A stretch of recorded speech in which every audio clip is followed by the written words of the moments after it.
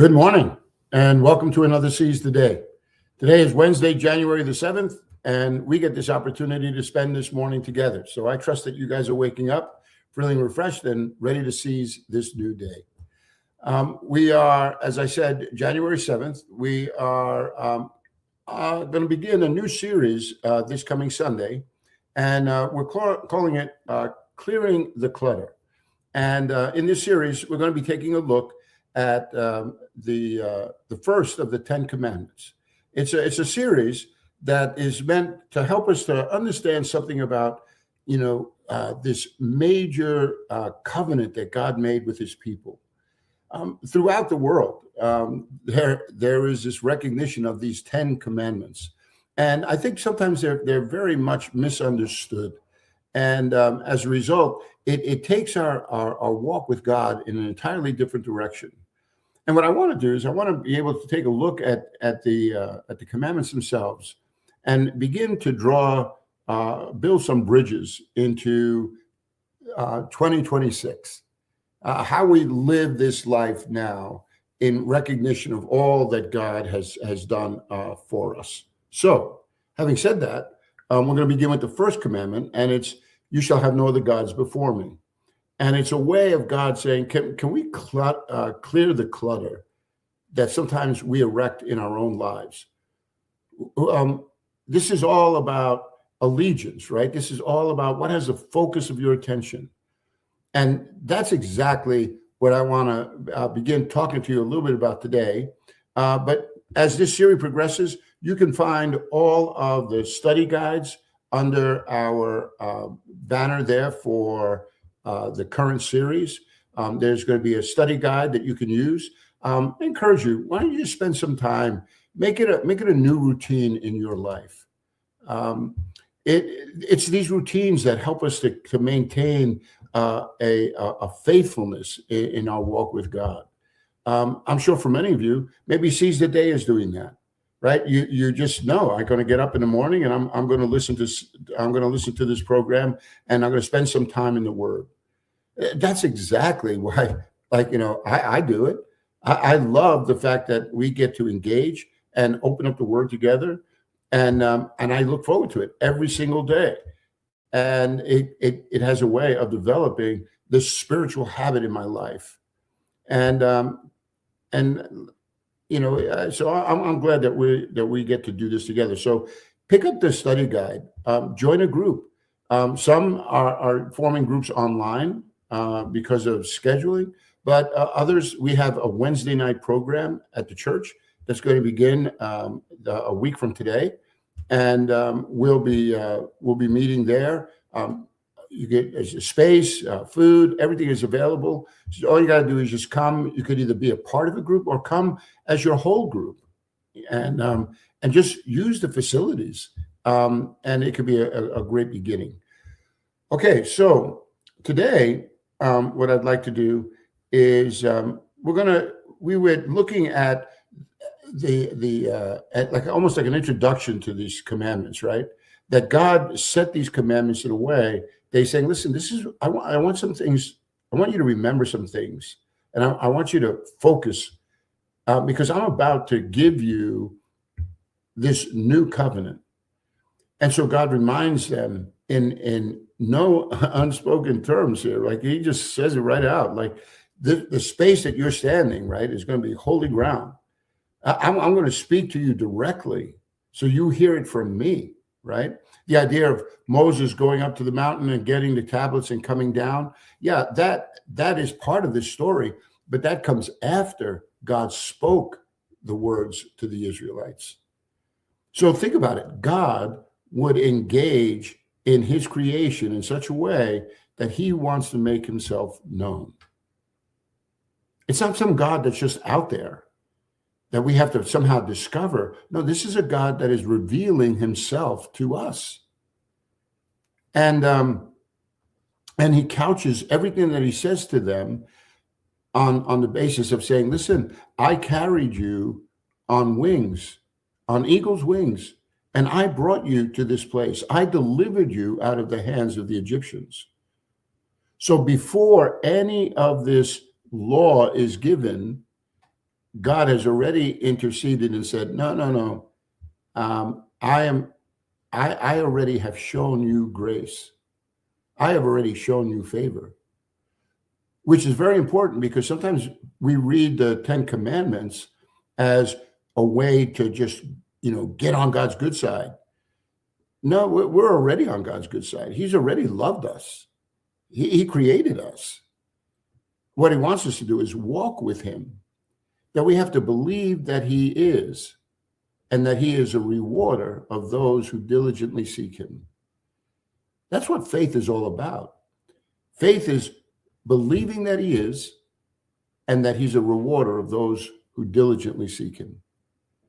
When I do that, now I begin to embrace the various truths that he is communicating with me, truths that are going to help me to let go of some fear and anxieties, some truths that are going to bring great joy and a deep sense of peace into my life. Because now I'm open to what God is saying, because I believe that he is, and that he is a rewarder of those who diligently seek him. That, my friends, is a quotation from Hebrews 11, chapter 11, verse 6. And I hold on to that because I think that at the essence of what we are about, that's what this is. This is just coming to terms with believing that he is, and that he rewards those who seek him. So you can find all that information there on BethanyChurch.com. So for this morning, I want us to take another look here, and what we're going to do now is I'd like to ask you to turn to the book of Matthew. All right. So turn to the book of Matthew, chapter 22, and we're going to look at verses 36 through 40. These are very familiar passages to you, but I think it gives us another understanding of what these commandments are supposed to mean. So again, this is just as an introduction to what we're going to be studying in a lot more detail in the Gospel of Matthew. But for today, I want us to look at Matthew 22, 36 to 40. Very often people will ask, what's the one thing that matters most? Because we live in a world that's obsessed, right, with finding the shortcut, the single principle that's going to guarantee success. So if you own a business, you ask your team, if you could only focus on one thing to make this company succeed, what would it be? Now everybody's going back to the gym. What's that one routine that I could do to get into shape? What's that one diet? Parents want to know, what's the most important thing I could do for my child? Even in current events, the question echoes, right? But we crave clarity in a cluttered world. And that's exactly what a Pharisee asked Jesus. This Pharisee asked Jesus, "Teacher, what is the greatest commandment in the law?" And the law, right, is the teachings now of Moses. That's what he's referring to. He's referring to this covenant that you and I are going to be looking at, and all the rules and regulations that God had placed before the people of Israel. He's looking for the shortcut. He's saying, okay, what's the most important thing? What's the greatest commandment in all of this? And in other words, what's the one thing that matters most to God? Have you ever asked yourself that question? Because this is what Jesus' answer. And Jesus' answer is stunningly simple. And yet, if we really take it for all that it's worth, this is an answer that is actually life-changing. So how does Jesus answer this question? Well, first, let's give a bit of context here, right? The religious leaders, Pharisees and Sadducees, they were two groups that formed the religious council, the ruling council for Israel. Think of Democrats and Republicans, right? Well, these were two different sects, and they put emphases on different points, but together they were forming this ruling council of 70. And one of the more famous Pharisees is Nicodemus. We've heard of him, right? And so tells us in the text, if you look at Matthew 21, verse 46, right, you find out that the Pharisees and Sadducees were looking for a way to arrest him. And they approached him with a desire to test him, to place him in a position to accuse him of blasphemy. And so as they come at Jesus with various questions, after Jesus silences a Pharisee in the beginning, and then he silences a Sadducee, the Pharisees regroup and they get together. And now one of them, an expert in the law, right? So this is a guy that thinks he knows the scriptures forwards and backwards. And now he's going to come and test Jesus with this question. And the question is in verse 36, teacher, which is the greatest commandment in the law? Surely they're looking for a loaded question that would expose Jesus to scrutiny and debate. And it may well be the moment when Jesus stumbles, right? That's what they're hoping for, leading him to being discredited. But Jesus answers with clarity and wisdom. And his answer addresses the foundation of faith. And what is that? So the very first pillar that Jesus erects is this. He says in verse 37, love the Lord your God with all your heart, with all your soul, and with all your mind. This is the first and greatest commandment. You know what Jesus is doing here? Jesus is quoting the Old Testament. The question from the Pharisee, what is the greatest commandment of the law? And what Jesus does is he goes all the way back to that law. So to fully appreciate Jesus's words, we have to revisit their roots in the Old Testament book of Deuteronomy. And here Moses is going to restate for us, right? He's going to restate the Ten Commandments to the generation that is coming after the Exodus from Egypt. So let me just put this up so that you guys would also have this as a reference, because I want you to think about this as I'm talking to you. So here I'm gonna put this back up, but now I've included Deuteronomy. All right. So in this text that we're reading now, this is what it says in Deuteronomy chapter 6 and verses 1 through 3. It says, these are the commands, decrees, and laws the Lord your God directed me to teach you to observe in the land that you are crossing the Jordan to possess, so that you, your children, and their children after them may fear the Lord your God as long as you live, by keeping all his decrees and commands that I give you, and so you may enjoy long life. See, this was God's intent from the beginning. We read this in Exodus 19 to that first generation that came out of Egypt that God was delivering. And now here it is about 50 years later, 40 years later, and God is saying the same thing again to the next generation that has this opportunity to really embrace all these promises that God is bringing. And out of all the things that God could point out to them, all of their past rebellion, all of their their ungratefulness, no, he chooses to focus on what is the most important. And he's telling them, listen, this is good for you, it's good for your children, and it's good for the children after them. In other words, this is an ongoing call. And what is the call? To love the Lord your God, to fear the Lord your God. Fear here is not a cowering fear. It's awe. It's standing there and being overwhelmed by the magnitude of the one who is calling us. We hold him in that highest esteem. And it says we're to do this as long as we live, by keeping what? His decrees and commands that I give you, so that you may what? Enjoy long life. See, this is the key. And this is one of the things that I want to bring home with you today, is that the reason why all this stuff is happening is that God wants them to live a long life. He wants them to thrive. So at the very foundation of these commandments is a call to love, not to restrict, not to somehow or another impede the experience that we have in this life. No, God wants to keep you from harm. It's like when you have a toddler in your house, right?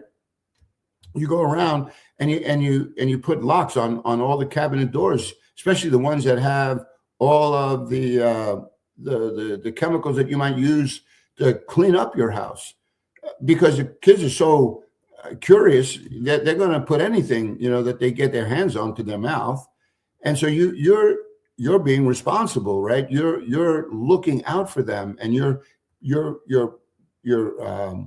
providing safe spaces. Well, that's what God is doing for you and me. He's saying, listen, I want to give you my word. And if you keep this word, I'm telling you, your life will be greatly enhanced. True, we still live in a broken world. And there is this conflict between good and evil, between light and darkness. But the way to navigate ourselves through some very dark moments is with the light of God's word. It will illumine the path for us to follow, even when we walk through the valley of the shadow of death. Because God says, I am with you. Here, I will never forsake you. So notice what it goes on to say in verse 3. It says, hear, O Israel, be careful to obey, so that it may go well with you, and that you may increase greatly in the land flowing with milk and honey. So God definitely wants us to put his word into practice. But notice that relationship precedes all the rules. God says, listen, I spoke to your forefathers.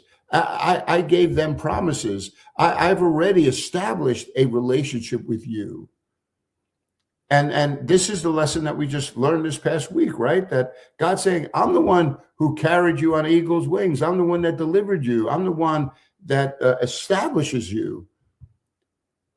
And so now we're adding Moses's words here. If you continue on to verses 4 to 6, he says, hear, O Israel, the Lord our God, the Lord is one. Love the Lord your God with all of your heart, your soul, all your might. These commandments that I give you today are to be upon your hearts. Those of you who are paying a little bit more closer attention, you notice here that the heart in the Old Testament understanding, the heart is the seat of the intellect. We in our culture, you look at the heart, right, as what being the seat of emotion, and we take the mind. That's the rational part here. But it's saying here, but for the in the Old Testament, the innards. It says here that was the seat of the intellect, the equivalent to the mind or rational part of humankind. The soul, or better, our being, right, the essential person that we are, refers to the invisible part of the individual. It's what you see if you've ever been to a funeral and you see a person lying there. All the parts are there, but what's missing? That essential part of who that person is. It's their soul. It's gone. I mean, all the physical pieces are still there, but that soul, right, that spirit is gone. And strength here is the physical side with all of its functions and capacities. And it's funny how this word appears, only here and in a noun form in another place, but it speaks of that which is much, like great. So what you find here is that to love God as it commands is to place oneself within the orbit of this saving grace. Both my heart, my mind, my strength, everything about that, my soul, right? Everything about me is to be engaged in my relationship with God. And all of this, then, this engagement, when I direct my attention to this law that God is giving me, it's going to lead me in this way of faith. It's going to introduce me more and more into who God is, and who God is. It eventually is going to lead us to understanding that Jesus is God who has come in the flesh.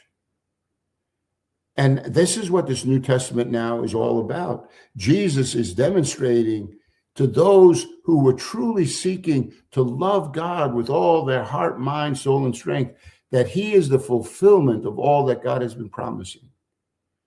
Now, for many of the Pharisees and Sadducees, they were just looking to hold on to their own positions of influence and power.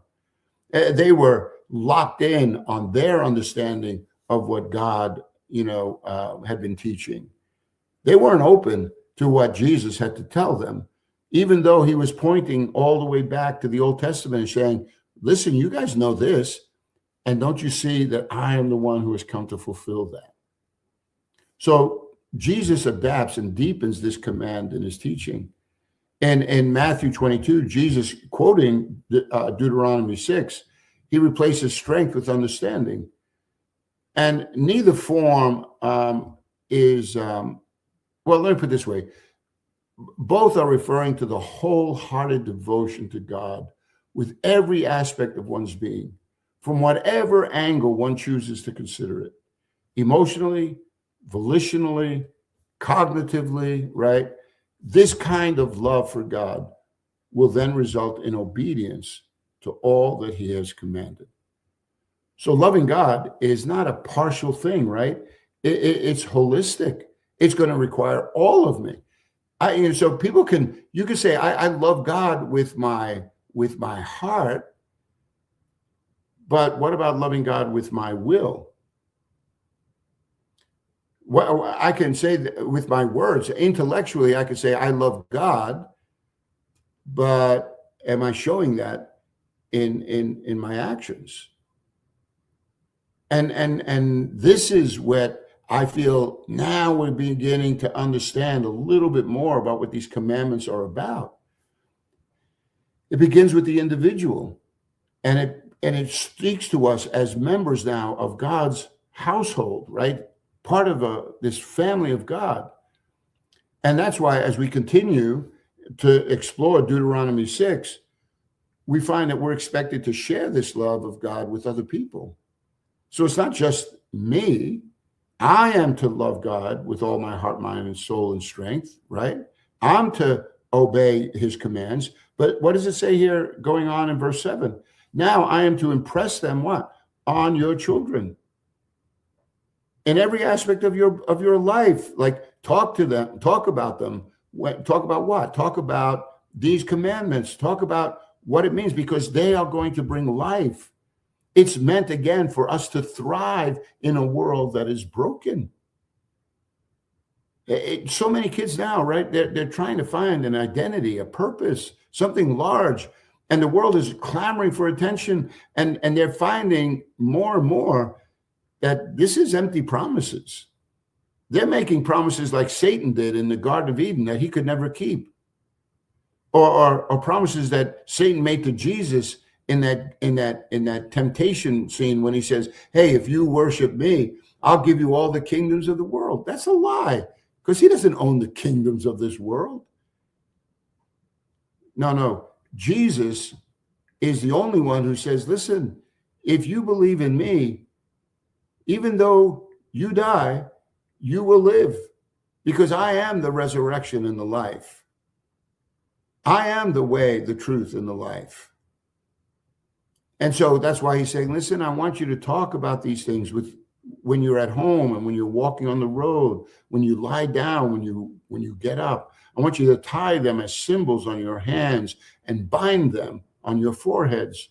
I want you to write them on the door frames of your houses and on your gates.